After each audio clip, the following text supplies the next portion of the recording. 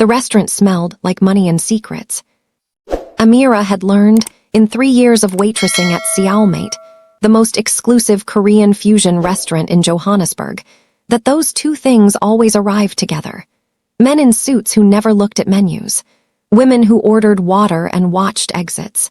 Conversations dropped to barely a breath the moment a stranger passed within 10 feet. She'd learned to read rooms the way other people read books. Tonight, the room was screaming. She felt it the second she pushed through the kitchen door carrying a tray of barley tea. Something had shifted in the private dining section, the sealed-off back half of the restaurant where the owner, Mr. Cho, allowed only certain guests. The air had a different weight, the kind that pressed against your chest without apology. There were 6 men at the round table. 5 of them she'd seen before, associates, muscle, the kind of men whose eyes never stopped moving. But the 6th she had not. He sat at the head of the table like he'd been born there. 30, maybe. Sharp jaw, black hair cut clean, a stillness about him that most men spend entire lifetimes failing to manufacture. He wore a charcoal suit with no tie, his collar open exactly 1 button, not careless, deliberate. Everything about him was deliberate. Jin. She didn't know his last name. In the 3 weeks since Mr. Cho had started whispering that name in hushed phone calls, a last name had never followed it. Just Jin. Like a sentence that needed nothing else to be complete. Amira set the tray down at the service station and began distributing the tea with practiced invisibility. This was her skill, being present without being noticed. Light brown skin, high cheekbones her Kenyan mother had gifted her, eyes that held everything they observed. She was beautiful in a way she'd learned not to use as currency, because beautiful women in rooms like this got noticed for the wrong reasons. She was halfway around the table when she heard it. The translator, a slim Korean man named Seo, who Mr. Cho had brought in specifically for tonight, was murmuring a smooth, confident stream of Korean into Jin's ear, while the South African business contact across the table, a man named Dilamini, spoke about shipment routes and port access. Amira's mother had raised her in Nairobi. Her father was a Korean professor who'd lectured at the University of Nairobi for 11 years before his death.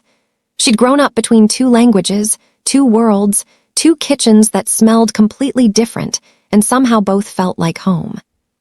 She spoke Korean the way she breathed, quietly, automatically, without thinking.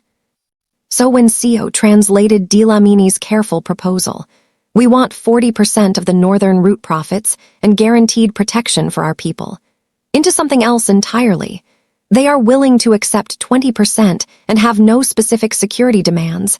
Amira's hand tightened around the teapot handle hard enough to whiten her knuckles. She kept moving, set the last cup down, turned toward the service station. Her pulse was doing something complicated. This wasn't her business. She was 28 years old with rent due in 12 days and a sister in Nairobi who needed school fees by the end of the month. She waited tables. She did not interfere in Mafia negotiations in private dining rooms in Johannesburg. She picked up her empty tray. Seo was still talking, still lying, constructing an entirely different deal in the space between 2 languages, one she could hear the truth of and one she could hear the fabrication of, simultaneously, like listening to a song played in 2 different keys at once.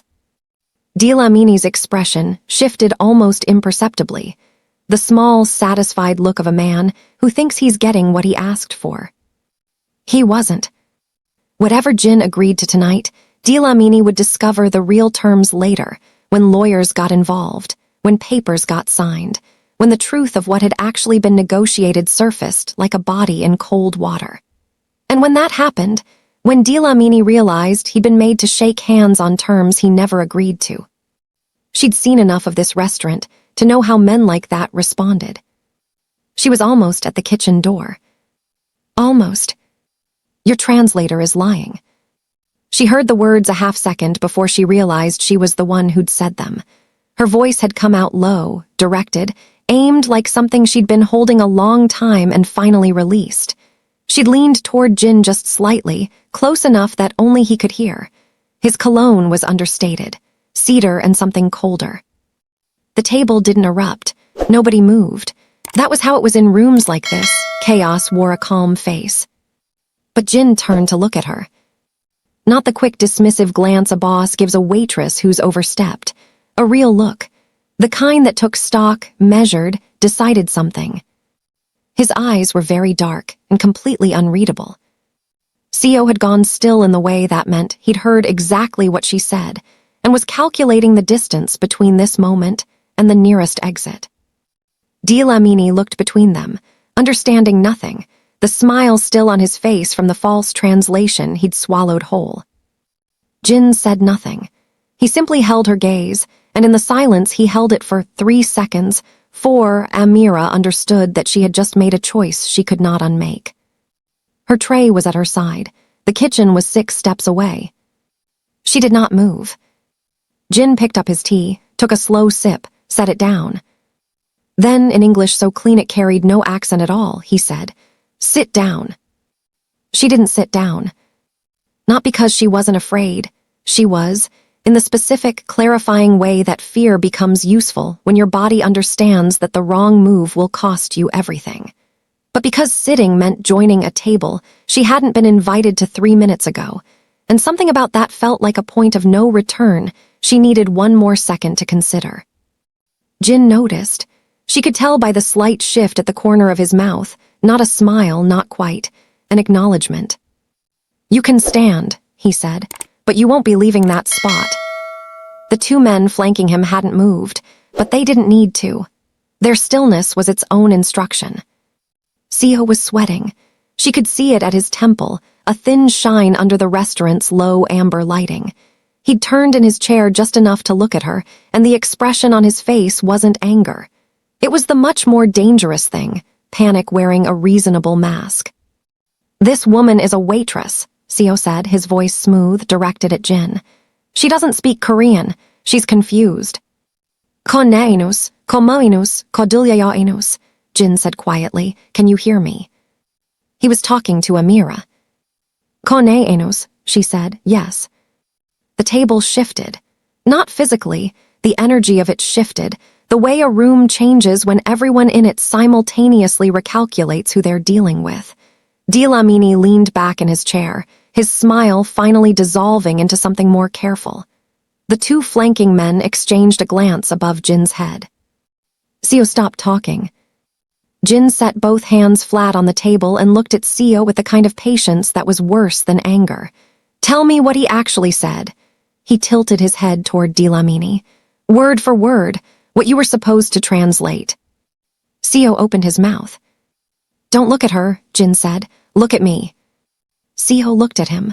Something moved across his face, a decision being made and then unmade and then made again under pressure. The terms were as I translated. 40% was never. 40%, Amira said. She hadn't meant to speak, but the lie was so clean, so casually delivered, that something in her refused to let it just sit there unopposed. Jin looked at her. 40%. Northern route profits, and guaranteed security for his people. She glanced at Dlamini, who was now watching her with the full, sharp attention of a man who just understood that everything in the last 20 minutes might need to be recalibrated. That's what he proposed, word for word. Jin was quiet for 4 seconds. She counted. Then he said, in Korean to the man on his left, "Get him out." It happened fast and without drama.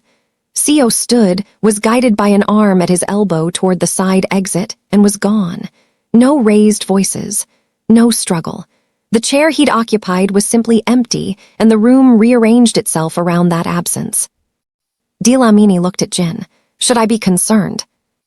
About the translator? No. Jin's English with Dlamini was measured, deliberate. About whether your 40% is still on the table, that's a separate conversation. Dlamini studied him, and the girl. Jin looked at Amira then. The look was different this time. Less assessment, more something she didn't have an immediate word for. The girl stays. They moved her to a chair. Not at the table, beside it, close enough to be consulted, far enough to remain outside the formal geography of the negotiation. Jin asked her to flag anything that came through the phone translation service. He switched to a cold, corporate Korean voice reading from a script one of his men typed. It was slower, clunky, but it was checkable. She flagged 2 more discrepancies in 40 minutes. Minor ones, a misplaced conditional, a passive construction that shifted responsibility from one party to another in ways that would matter in 6 months, but seemed invisible now. Jin absorbed each correction with a nod, no visible reaction, just the quiet recalibration of a man who was used to information changing things. When Dlamini finally stood and shook hands with Jin, real terms, confirmed on both sides, he paused beside Amira on his way out. "You Kenyan?" he asked. He had the Durban cadence, coastal and warm. "Half," she said, "my mother." He laughed, short and genuine. "The Korean half nearly got me robbed tonight." He shook his head. "Thank you." She nodded. She didn't say you're welcome because she wasn't sure yet whether what she'd done was something that led to good outcomes. The restaurant emptied slowly. Jin's men dispersed in the way of water, purposeful, directionless-looking, gone. She started clearing the table because it was 10:47 p.m. and she had a bus at midnight, and her legs were beginning to register the fact that she'd been running on adrenaline for the last 90 minutes. "What's your name?" She looked up. Jin was still at the table. She thought he'd gone with his men. "Amira." "How long have you worked here?" 3 years. He nodded slowly. His jacket was off now, folded over the chair beside him, and without it he looked younger, not less dangerous, just differently so, more specific. She noticed his hands, the way they rested on the table, a scar on his left knuckle. Old.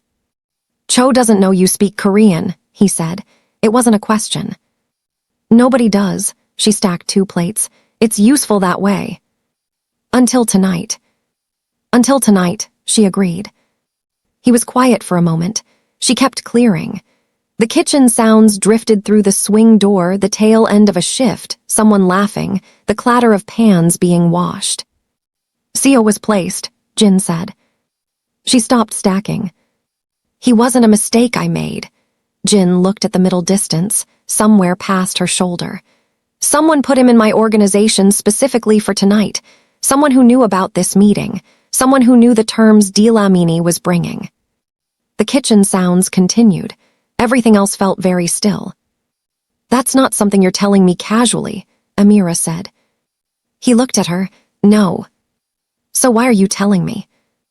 Jin picked up his jacket, stood, and in the moment before he answered, she saw something move across his face, not quite vulnerability, but the shadow of it, the shape that vulnerability leaves behind in someone who learned a long time ago to keep it out of sight. "Because you're the only person in this building," he said, "that I know isn't lying to me." He pulled a card from his inside pocket and set it on the table between the stacked plates. No name on it, just a number. "Someone in my organization wants me to walk into a deal blind." He buttoned his jacket. "I need to know who." He moved toward the exit. "I'm a waitress," she said to his back. Flat, not a protest, just a fact she wanted acknowledged. He paused at the door, didn't turn around. "You're also the only person tonight who could have said nothing and didn't." A beat. "That's not a waitress, that's something else." The door swung shut behind him. She stood there in the settling quiet, a stack of plates in her hands, his card on the table, and the distinct sensation of a life quietly pivoting on a point she hadn't seen coming. She picked up the card. She didn't call the number that night. She told herself it was because she was tired. The bus ride home took 40 minutes, and she spent it watching Johannesburg slide past the window in amber and shadow. Her reflection ghosted over the city like she was already somewhere between 2 places. Her apartment was small, clean, and smelled like the lemongrass candle she lit every night as a ritual against the kind of day that tried to follow you home. She put his card on the kitchen counter. Made tea. Stood looking at it. The number had no name attached. No context beyond what he'd left in that dining room. A man who just discovered someone inside his own circle had tried to blind him, standing at the door of a restaurant in Johannesburg. telling a waitress she was something else. She went to bed, didn't sleep, stared at the ceiling and reconstructed the night with the precise memory she'd inherited from her father, who'd been able to recite pages of text verbatim and called it a curse dressed as a gift. What she kept returning to wasn't Jin's face at the door. It was Sio's, the panic under the reasonable mask. Because panic like that didn't come from getting caught in a lie. It came from knowing what getting caught meant, what it would trigger, who would find out he'd failed. Someone had put Sio in that room. That someone now knew the plan had collapsed. Which meant by morning, that someone would be looking for the reason why. She sat up in the dark. They'd know it was her. There were 6 men at that table. Dlamini had no reason to sabotage a deal he'd proposed. Jin's own men were Jin's. If any of them were compromised, they'd have let the false translation stand. Which left the waitress who'd leaned in and spoken Korean into the Mafia boss's ear while everyone watched. She picked up her phone. 3:14 a.m. Typed the number, didn't send, deleted it. Made herself lie back down. At 4:07 a.m. her phone rang. Unknown number. She stared at it through 2 full rings, then answered.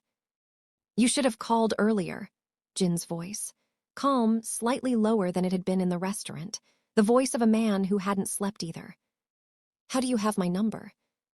"Cho has employee records." A pause. "I asked." She stopped. Alarming wasn't the right word for a man in his position accessing her personal information.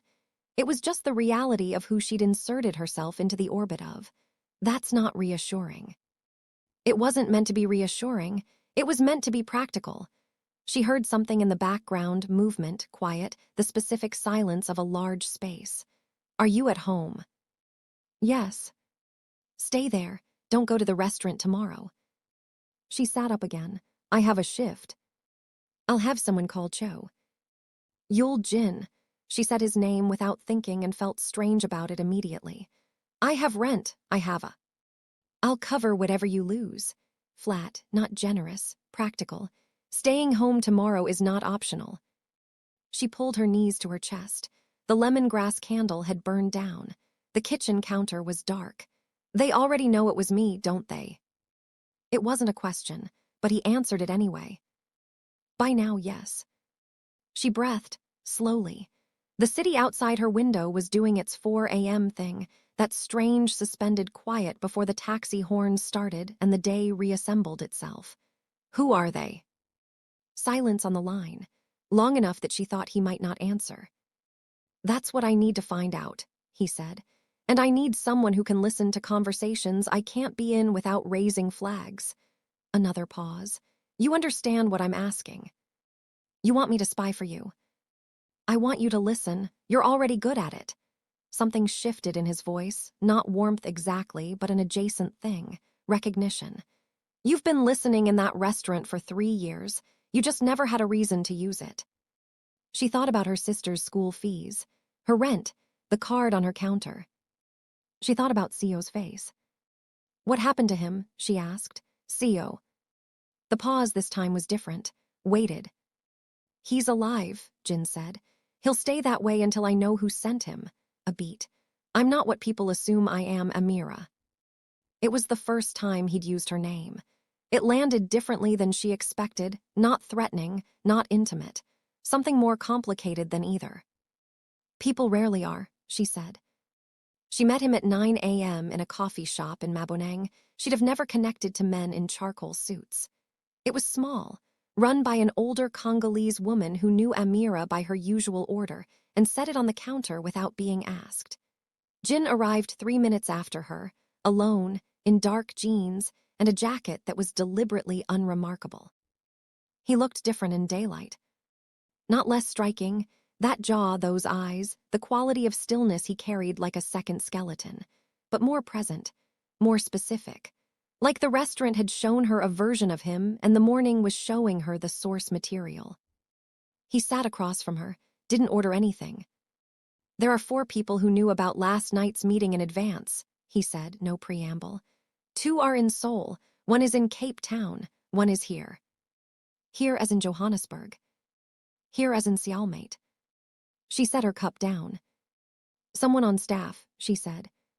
Someone with access to Cho's scheduling. The private dining bookings are kept in a physical register, old habit of Cho's. He doesn't trust digital. Only 3 people handle that register. He looked at her steadily. You're one of them. The coffee shop hummed gently around them. The Congolese woman was singing something low behind the counter. So I'm a suspect, Amira said. You were, Jin said, until you spoke in that dining room. He leaned back. Someone who was feeding information to my enemies doesn't interrupt a plan that's working. Unless it's a longer game. He looked at her. Something moved in his eyes, surprise maybe, or the particular appreciation of someone who doesn't expect to be challenged and finds it interesting when they are. Unless it's a longer game, he agreed, which is why I need to trust you without being certain yet that I can. He said it without apology, clean, and you need to decide if what I'm offering is worth what it might cost you. You haven't told me what you're offering. He named a number. She kept her face still. It was her sister's school fees for 2 years and her rent for 8 months, and a small amount left over that could mean the difference between surviving Johannesburg and actually living in it. For how long? She asked. Until I find who's in that restaurant. His eyes didn't leave hers. Could be days, could be longer. And if whoever it is finds out I'm looking before you find them. Jin was quiet for a moment. Outside, a taxi hooted. Someone laughed on the pavement. Then we'll have a different conversation, he said. It was the most honest non-answer she'd ever received. She picked up her coffee, drank, put it down. Tell me about the other 2 people, she said, the ones who knew. Something shifted in his face. So brief she might have imagined it, relief, or the shape of it, gone before it fully formed. He began to talk. And Amira listened the way she always had, completely, precisely, storing every word in the careful architecture of a memory that forgot nothing. While somewhere across Johannesburg, in a restaurant that smelled like money and secrets, someone who knew her face was already making a plan.